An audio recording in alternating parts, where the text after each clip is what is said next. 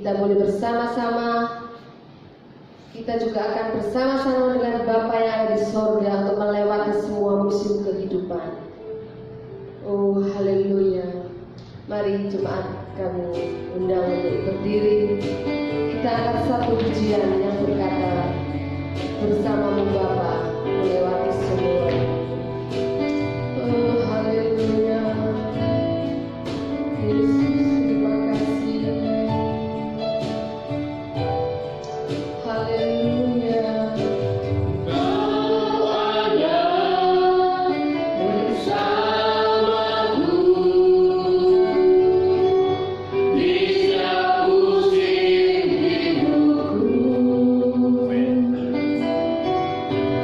Tak pernah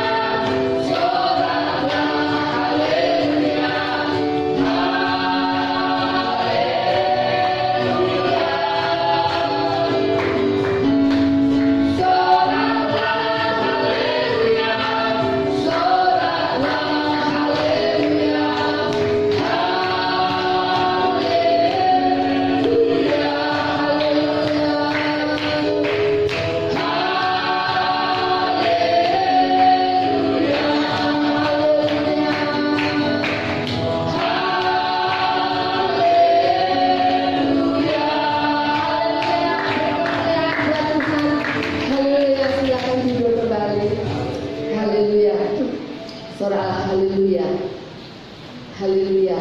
Memang hanya Tuhan yang patut kita puji, hanya Allah yang patut kita tinggikan, karena Dia adalah kekuatan dan mazmurku. Amin. Kita pujikan, Tuhanlah kekuatan dan mazmurku. Haleluya. Hallelujah.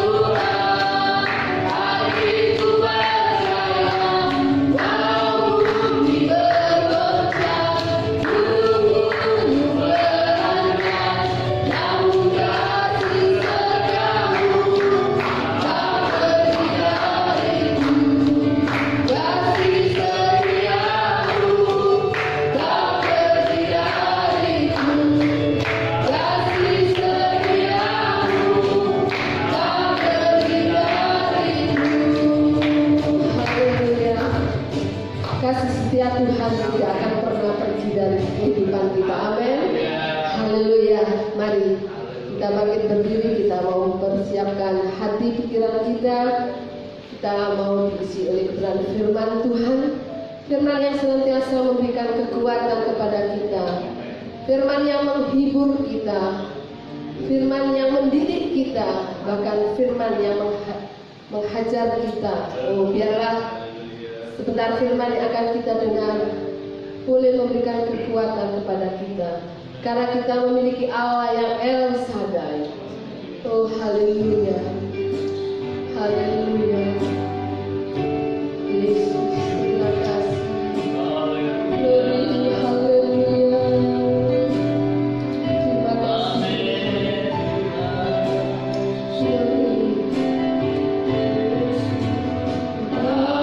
Tak usah takut, Allah menjagamu. Tak usah bimbang,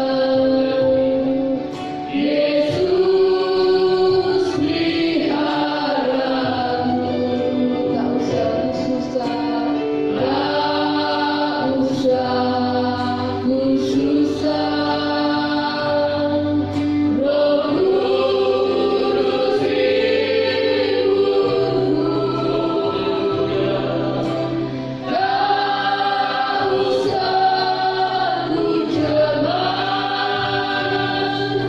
yang memberkatimu.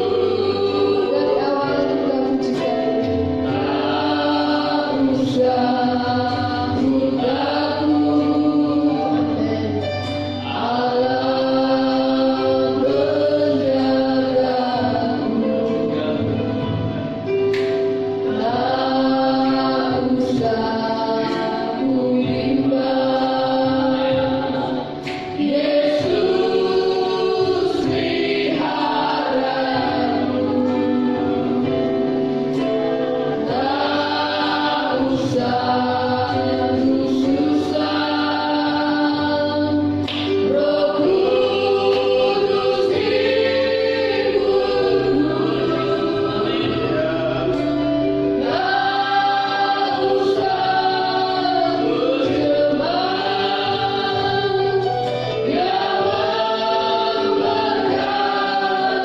yang memberkatimu. El Shaddai, El Shaddai, Allah Maha Kuasa.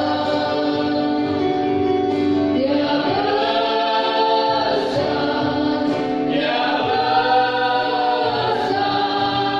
El Shaddai mulia.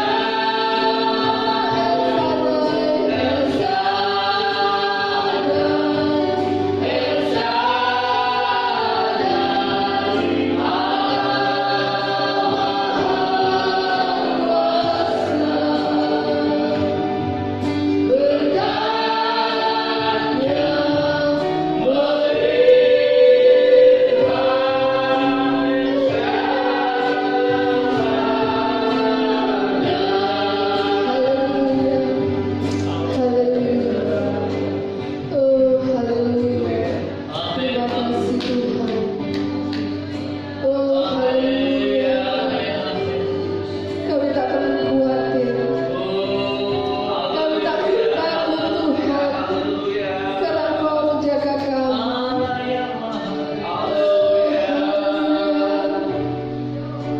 Tak usah kami bimbang, karena Tuhan yang memelihara kita. Oh, haleluya. Tak usah kecil susah, karena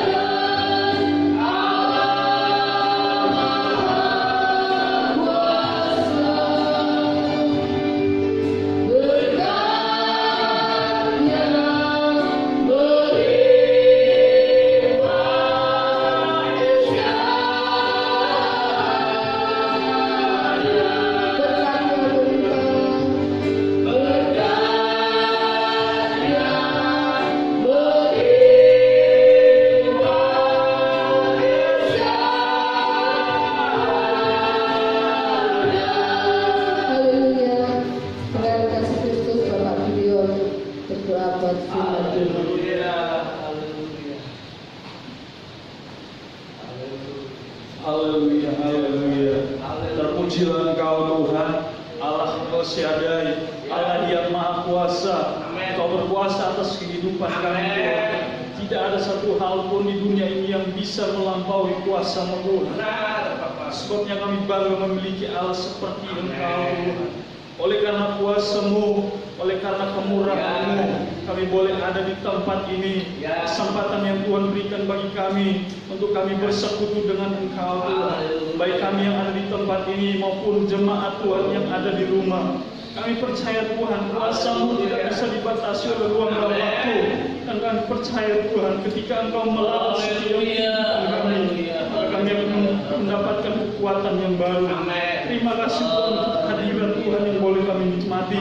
Dan saat ini Tuhan kami rindu kehidupan kami diisi oleh kebenaran firman-Mu Tuhan. Firman-Mu yang mengajar kami, menguatkan kehidupan kami. Kalau berbicara lewat hamba-Mu Tuhan pada saat ini, sehingga kami punya kekuatan untuk menjalani kehidupan kami di tengah-tengah situasi di masa-masa yang sukar ini Tuhan. Kami percaya Tuhan firman-Mu yang terus menuntun kehidupan kami, sehingga pada waktunya Engkau datang kembali, Engkau mendapatkan kami tetap setia melakukan kehendak-Mu. Terima kasih Bapa di surga, urapi hamba-Mu yang Roh Kudus bekerja atas hamba-Mu. Terima kasih Bapa di surga. Inilah kehidupan kami, kami siap terima firman dalam nama Tuhan Yesus. Haleluya. Amin.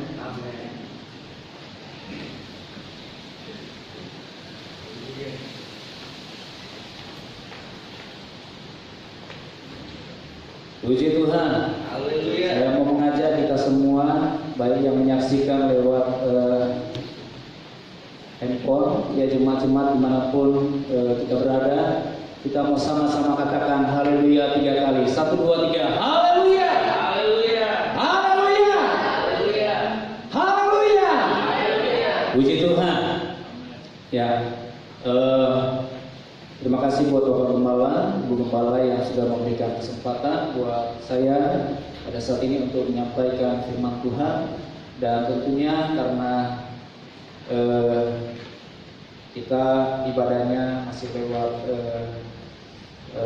media, saya tidak akan mungkin terlalu panjang ya untuk menjabarkan firman Tuhan. Maka tetapi saudara perlu kita memperhatikan, mungkin hal-hal nanti akan saya bahas pada saat ini. Ya, kita perhatikan karena hari-hari ini kita perlu banyak belajar kebenaran firman Tuhan. Karena firman Tuhan itu adalah perkataan Allah sendiri, dan apa yang Dia sudah ucapkan itu pasti akan digenapi. Itu pasti akan terjadi. Termasuk kemungkinan ya salah satunya yang terjadi saat ini, persoalan yang dihadapi oleh seluruh dunia, yaitu COVID-19, virus corona ini, kemungkinan itu adalah salah satu penggenapan daripada firman Tuhan. Nah, puji Tuhan, kita harus banyak berdoa hari-hari ini. Kita harus lebih banyak mendekatkan diri kita kepada Tuhan. Lebih banyak untuk mau belajar firman Tuhan, mau lebih mengenal siapa Tuhan kita. Dan tentunya saudara, Tuhan juga tahu siapa kita. Kita adalah orang-orang yang dikasihi oleh Tuhan. Baiklah, mari kita masuk dalam kebenaran firman Tuhan.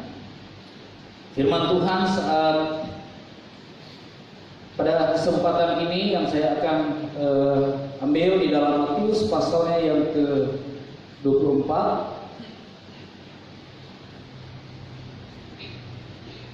Ini tentang perkataan Yesus atau nubuatan, hal-hal yang akan terjadi di kemudian hari. Matius pasal yang ke-24, ayatnya yang ke-15 sampai ayatnya yang ke-20. Matius pasal yang ke-24, ayat yang ke-15 sampai ayat yang ke-20, perikopnya tentang siksaan yang berat dan Mesias-Mesias palsu. Ayat 15, jadi apabila kamu melihat pembinasa keji berdiri di tempat kudus, menurut firman yang disampaikan oleh Nabi Daniel.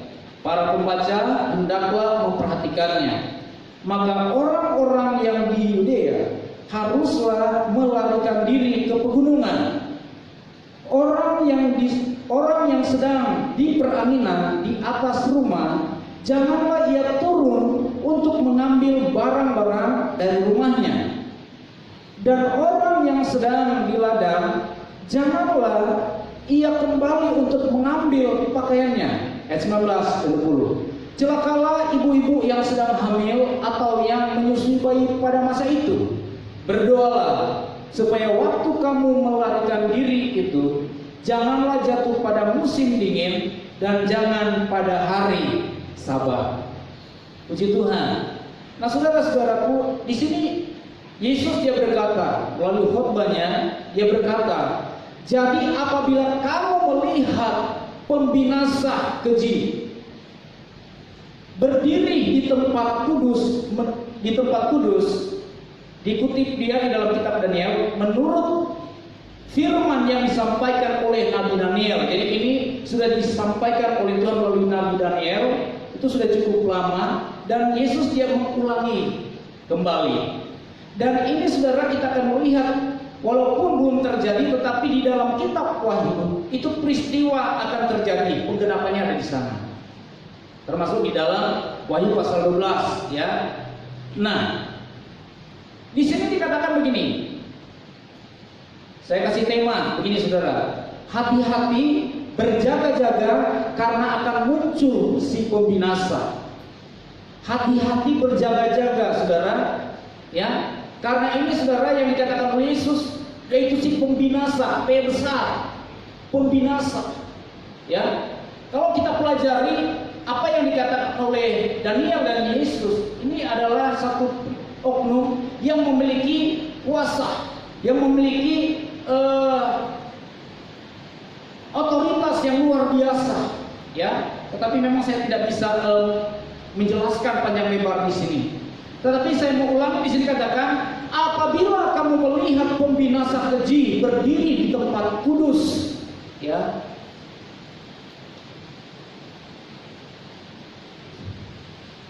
Yang menjadi pertanyaan di sini, saudara, siapa pembinasa itu? Siapa yang dimaksud oleh pembinasa keji di sini? Ada beberapa hal ya di dalam ayat yang ke-15. Di sana dikatakan siapa pembinasa keji itu? Yang kedua, untuk apa dia berdiri di tempat kudus? Dan yang ketiga, yang dimaksud dengan tempat kudus itu siapa? Ini harus kita perhatikan, saudara. Ini penting buat kita gereja Tuhan, buat kita jemaat Tuhan untuk memperhatikan apa maksud, apa makna yang dikatakan oleh Yesus di sini tentang si pembinasa ini. Ya. Pertama, saudara, tentang pembinasa. Ya. Pembinasa ini, saudara, ini sudah sering kita bahas, ya. Mungkin kalau saya mau katakan ini sudah bertahun-tahun kita membahasnya. Tetapi kalau pembinasa ini, saya mau kaitkan aja di dalam Yohanes pasalnya yang ke-10, saudara. Coba kita perhatikan. Yohanes pasal 10. Ada kata pembinasa di sana. Ya.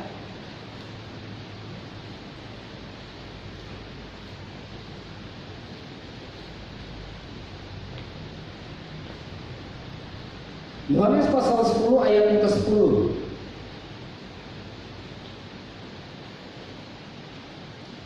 Pencuri datang hanya untuk mencuri dan membunuh dan membinasakan. Bagian A saja, perhatikan. Pencuri datang hanya untuk mencuri dan membunuh dan membinasakan. Di Matius pasal 24 tadi adalah pembinasa. Dan Yesus di sini mengatakan bahwa itu pencuri, dia akan mencuri, membunuh dan membinasakan. Ya, ini selalu kita artikan adalah iblis sendiri, pekerjaan iblis. Ya, iblis dia hanya membunuh, ya, mencuri, membunuh dan membinasakan. Nah, itu aja ya adalah pekerjaan iblis, saudara, ya, pembinasa untuk membinasakan iman orang Kristen, ya, membinasakan orang percaya. Yang dia curi kan bukan, yang dia curi di sini kan, yang curi iblis adalah firman Tuhan yang kita selalu dengar. Yang dia membinasakan itu keyakinan kita kepada Tuhan Yesus. Yang itu yang akan dia binasakan.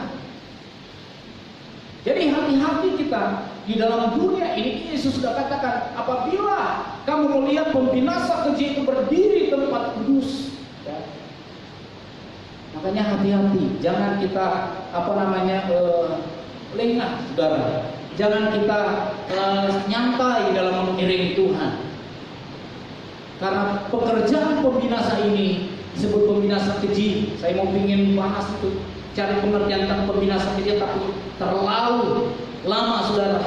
Tetapi yang jelas, dia punya pekerjaan adalah untuk membinasakan.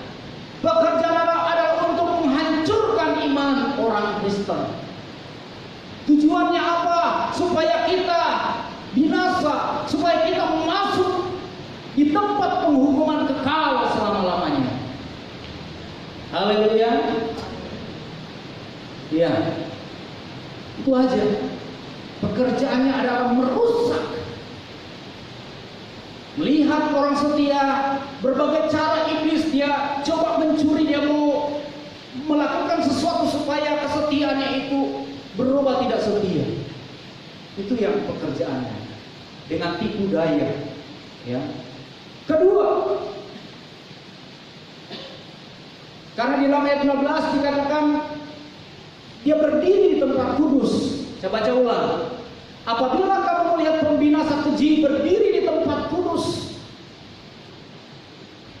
untuk apa dia berdiri? Apa tujuannya, saudara? Kalau tadi mungkin kata pembinasa saya sudah bahas ya, dia akan menghancurkan, dia akan merusak. Tujuannya dia berdiri di tempat kudus. Coba kita lihat di dalam Daniel pasalnya yang ke-11. Kitab Daniel.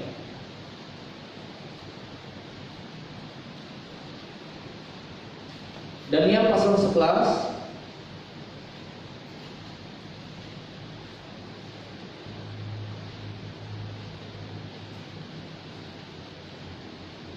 Ayatnya yang ke-31. Daniel 11 ayat 31.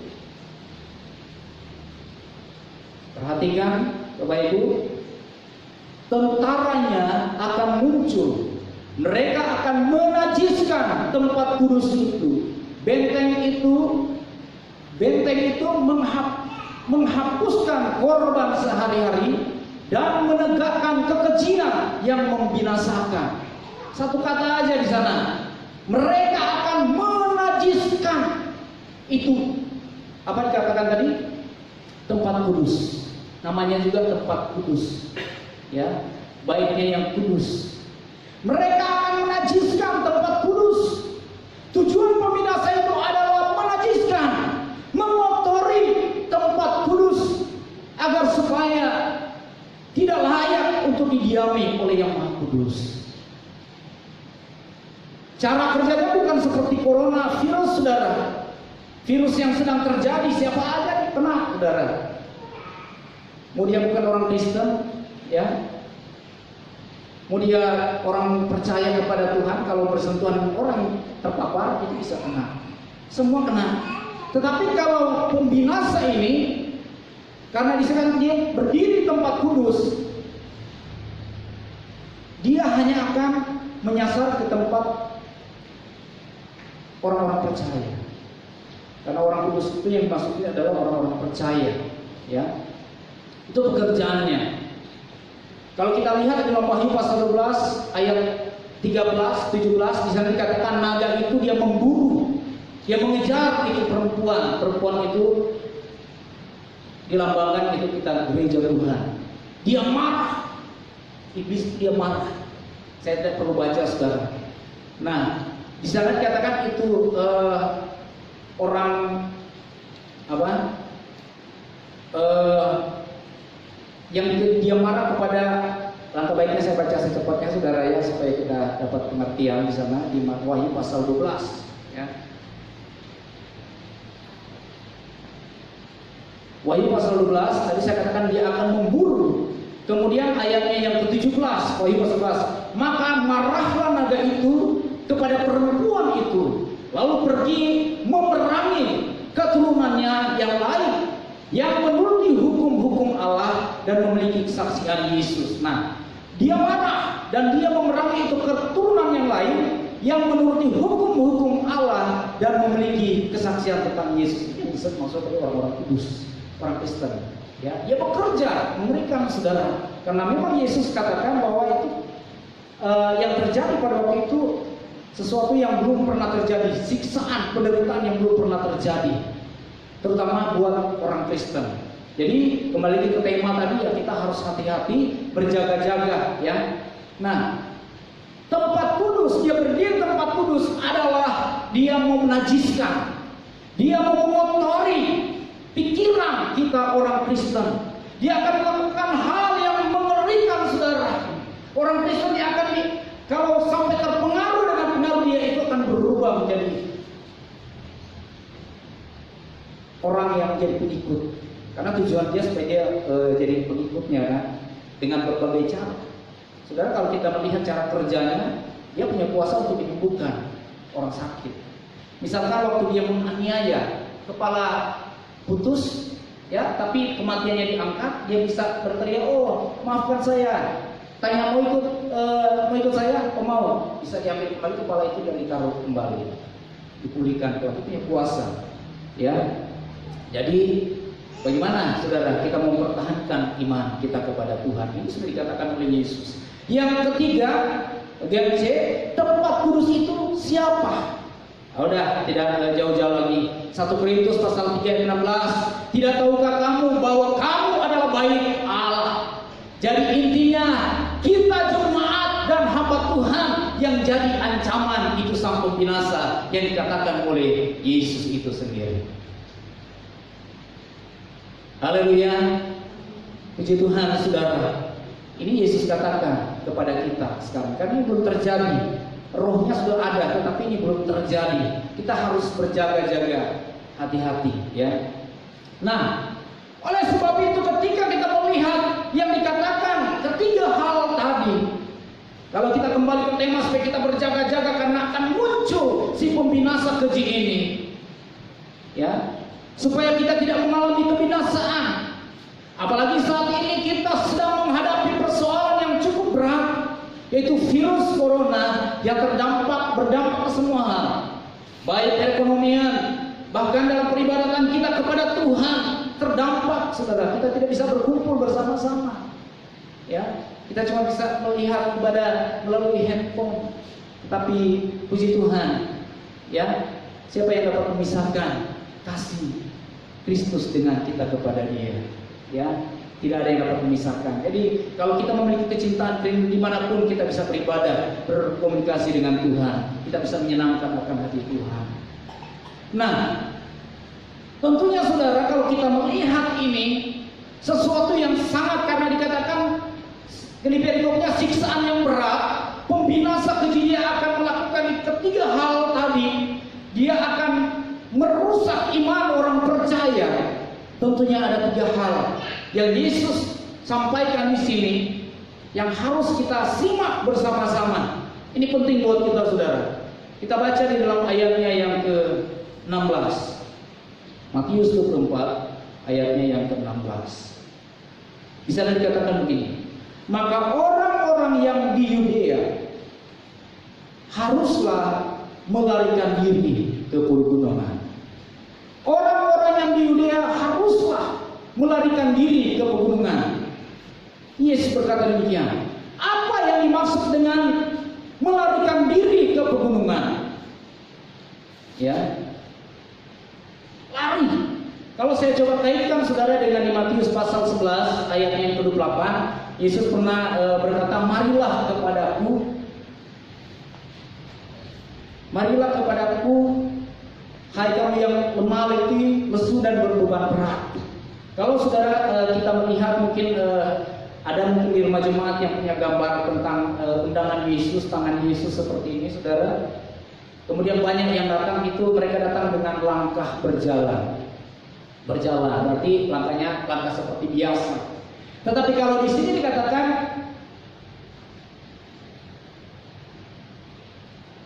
haruslah melarikan diri ke pegunungan. Kata lari dengan berjalan itu beda, saudara. Kalau lari berarti lebih cepat daripada berjalan. Amin, saudara. Lari. Saudara, kalau kita sudah melihat ada sesuatu yang terjadi, misalkan ada sebuah ledakan yang sudah mengarah ke kita, apa yang kita akan lakukan? Apakah kita akan hanya melihat saja? Yang jelas, saudara, ketika kita melihat itu terjadi, kita akan lari secepatnya. Di sini Yesus berkata, lari di pegunungan. Ya.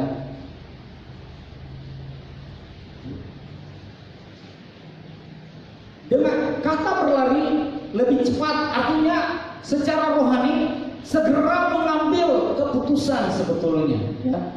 Contoh, saudara, ketika kita menghadap, misalkan contohnya di dalam Tuhan, ketika saudara kita sedang menghadapi mungkin sebuah masalah saja, ya, persoalan. Karena pembinaan ini bisa kita artikan juga sebuah masalah. Kita coba ambil keputusan. Apa itu keputusan? Apalagi kita baru sempat melakukan dosa. Apalagi kita baru sempat melakukan hal-hal yang tidak berkenan kepada Tuhan. Segera ambil keputusan.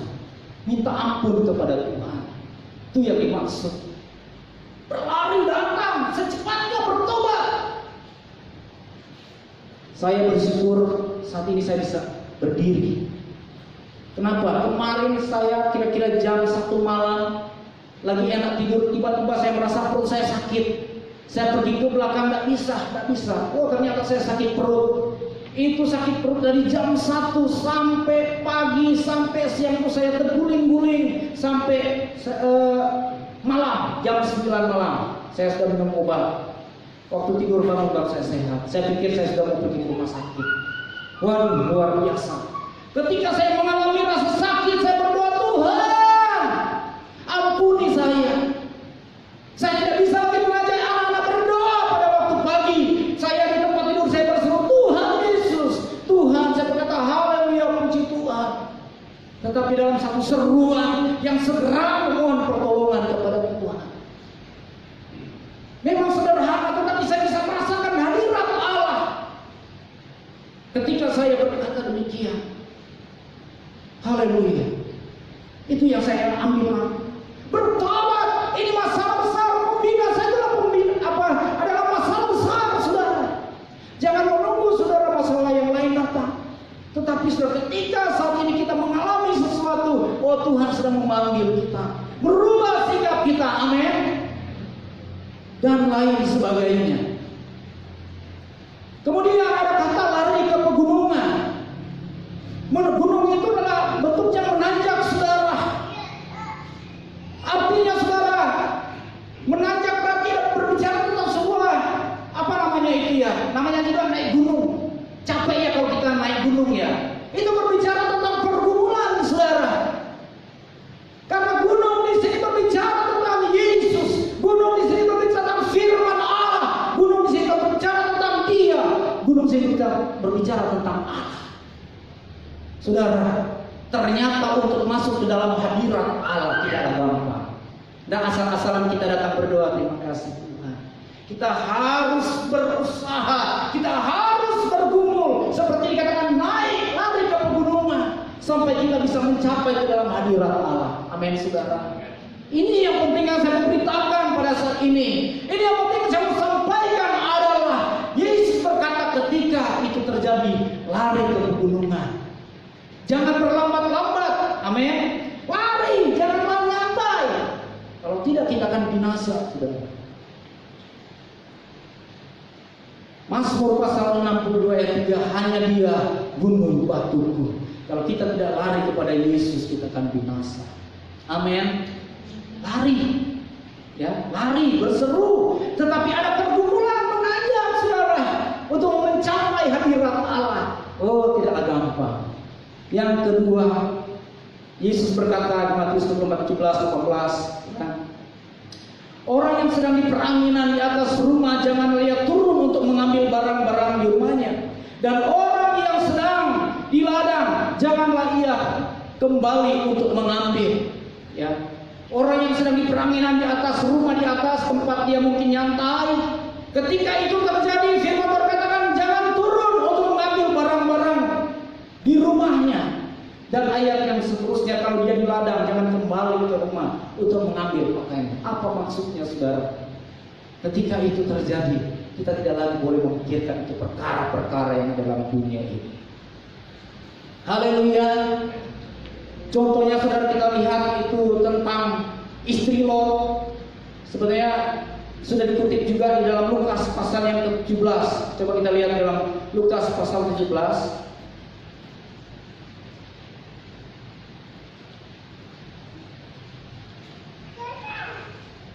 Lukas pasal yang ke-17,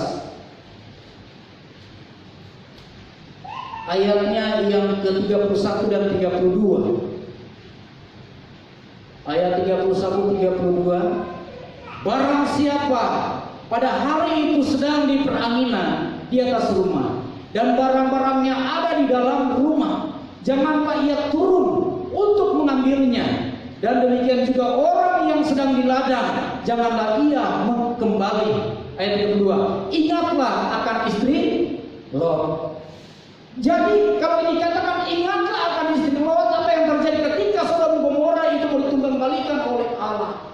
Lot dan itu istri dan anak-anaknya itu berlambat-lambat tinggal diambil malaikat, bawa mereka pergi. Sudah diingatkan jangan menoleh ke belakang, tetapi istri Lot dia menoleh ke belakang. Dia ingat mungkin, aduh rumah yang besar, aduh banyak harta di sana, banyak sekali kekayaan yang dia miliki. Akhirnya dia menjadi tiang garam. Begitu juga saudara dengan kehidupan kita dalam pengiringan kita kepada Tuhan. Sudah disampaikan oleh firman Tuhan, kalau kita sudah melihat pembinasa itu berdiri di tempat kudus, ya, jangan kita pergi lagi ke tempat yang duniawi. Mari kita mengarahkan hati kita hanya kepada Dia. Puji Tuhan. Yang ketiga sekarang sudah mau mendekati akhir ya. Yang ketiga dikatakan di ayat yang ke-20. Ayat 20. Kita lewatin aja itu ayat yang 19. Sebenarnya bagus juga dibahas, tapi 20 saja. Ayat 20, berdoalah supaya waktu kamu melarikan diri itu jangan jatuh pada musim dingin dan jangan pada hari Sabat. Nah, kembali lagi dikatakan begini. Ayat 20, berdoalah supaya waktu kamu melarikan diri. Tadi saya sudah katakan melarikan ke pegunungan, ya. Yesus ulangi lagi itu, dikatakan pada waktu melarikan diri jangan jatuh pada musim dingin dan pada hari Sabat. Apa yang dimaksud dengan musim dingin, saudara? Jangan pada musim dingin.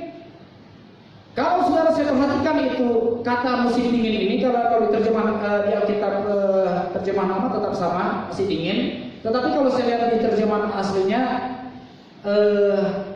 hujan, ya, Simon, artinya musim hujan. Sama, kita dalam suasana hujan ini, cuacanya dingin memang ya. Jangan jatuh pada musim hujan. Nah, yang saya mau perhatikan di sini itu kata hujan.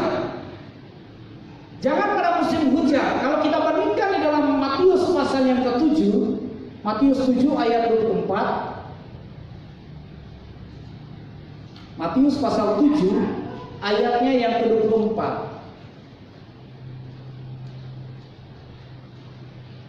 Dan sampai 27 saya baca cepat. Setiap orang yang mendengar perkataanku ini dan melakukannya, ia sama dengan orang yang bijaksana yang mendirikan rumahnya di atas batu. Kemudian turunlah hujan. Perhatikan kata hujan. Turunlah hujan dan datanglah banjir.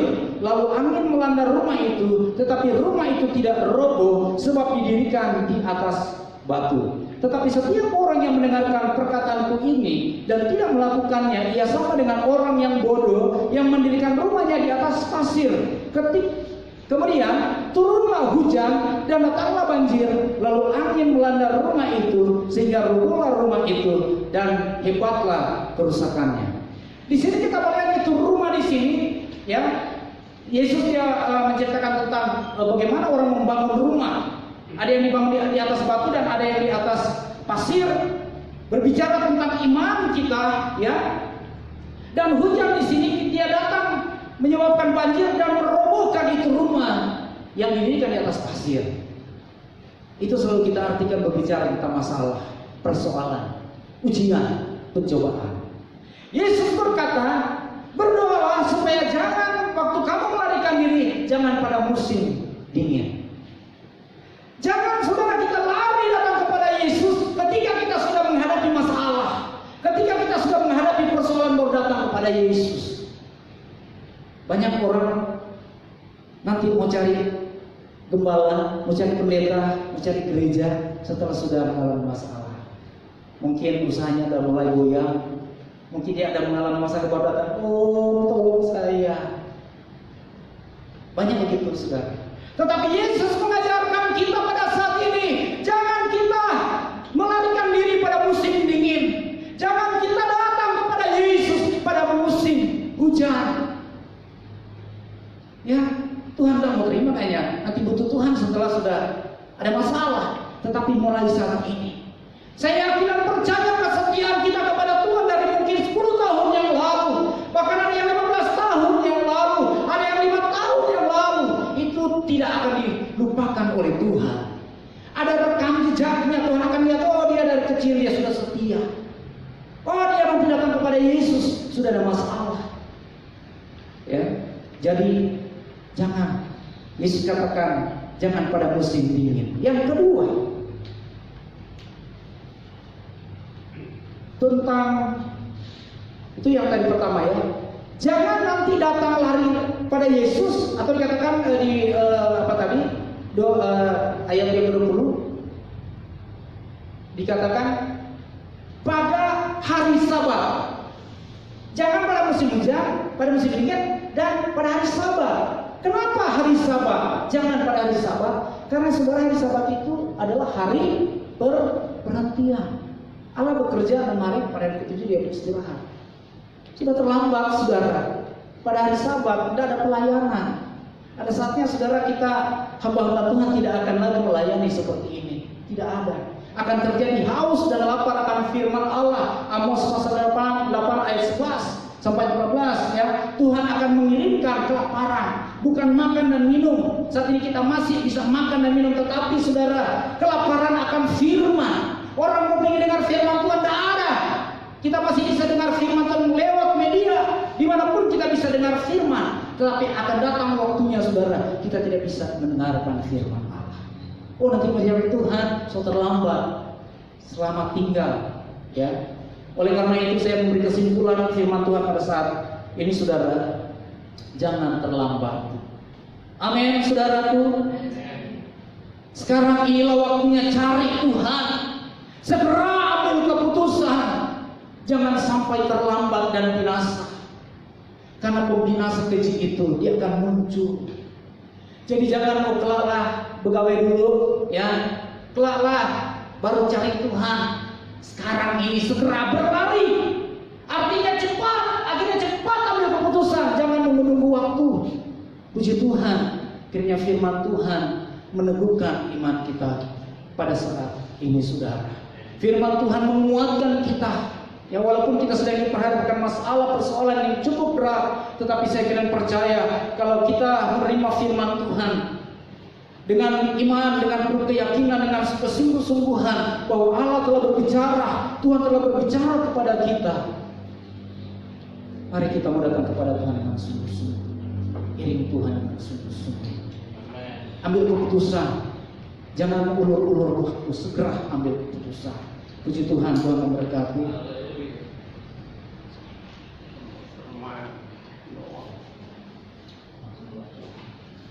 Ya puji Tuhan, haleluya. Haleluya. Haleluya. Ini adalah perkataan Yesus. Haleluya. Pembinasa keji akan datang. Dia akan muncul. Dan saat ini kita melihat juga masalah cukup berat. Masalah cukup berat menekan kehidupan kita orang percaya. Banyak mungkin anak-anak Tuhan sudah mulai goyah imannya hari-hari ini. Banyak anak-anak Tuhan sudah mulai goyah. Ini adalah pekerjaan iblis, dia menusuk. Dia menghancurkan iman. Oleh sebab itu Yesus berkata, kalau kita sudah melihat dia berdiri di tempat kudus, kita lari ke pegunungan. Lari sudah. Datang kepada Yesus. Datang kepada Yesus. Datang kepada Yesus. Haleluya. Kita datang lari kepada Yesus bukan hanya sekedar biasa-biasa saja, tetapi dituntut kesungguhan hati, pergumulan untuk mencapai hadirat Allah. Bagaimana saudara, ketika kita datang kepada Tuhan, kita merasa layak, kita merasa berkenan. Oh ya Allah, terima kasih Tuhan. Saat ini mungkin engkau sedang menghadapi masalah, menghadapi persoalan. Yesus berkata, lari ke pegunungan. Lari ke pegunungan. Gunung itu bicara tentang Yesus Kristus. Datang kepada Yesus. Tetapi jangan datang baru dapat masalah, nanti baru datang kepada Yesus. Tuhan tidak mau dibutuhkan waktu, kita perlu saat itu saja. Haleluya. Tetapi datanglah kepada Dia setiap waktu hari-hari ini. Saya mengajak kita menyanyikan satu pujian. Hanya aku bisa lari kepada Yesus. Hari-hari ini hanya itu yang dapat kita perbuat. Hanya kita bisa lari kepada Dia. Haleluya. Terima kasih Tuhan.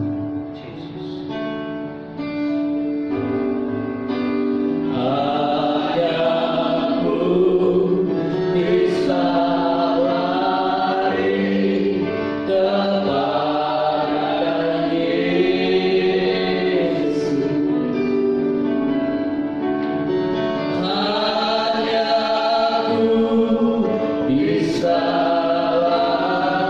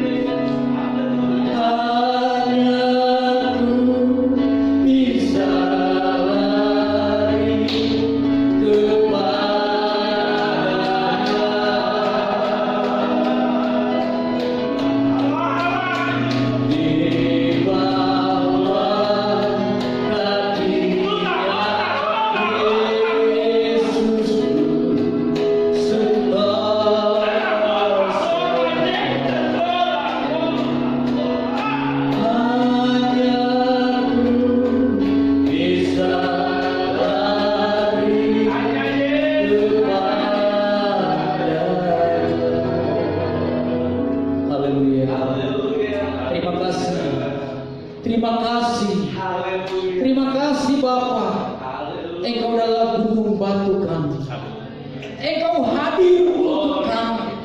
Kami bersyukur kami memiliki tempat pelarian yang benar. Terima kasih Tuhan. Ajarlah kami Tuhan untuk dapat mengerti, memahami rahasia firman Allah. Keadaan dunia ini semakin tidak menentu, tetapi kebenaran firman Allah terus mengingatkan kami agar supaya kami datang terus kepada Yesus yang adalah sumber segala kekuatan, sumber keselamatan, sumber kedamaian, sumber segala-galanya. Terima kasih Tuhan, kami bersyukur. Kami bersyukur Tuhan lewat ibadah ini, lewat firman-Mu yang sudah kami dengar, membangun iman kami kembali, mengajar kami supaya hari-hari ini Tuhan kami segera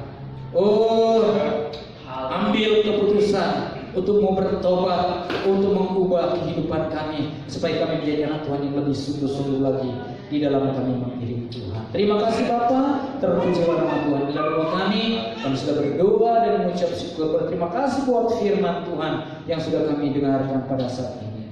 Kami alaskan doa ini di dalam berkat nama Tuhan kami Yesus Kristus, Juru Selamat kekasih jiwa kami. Haleluya, haleluya.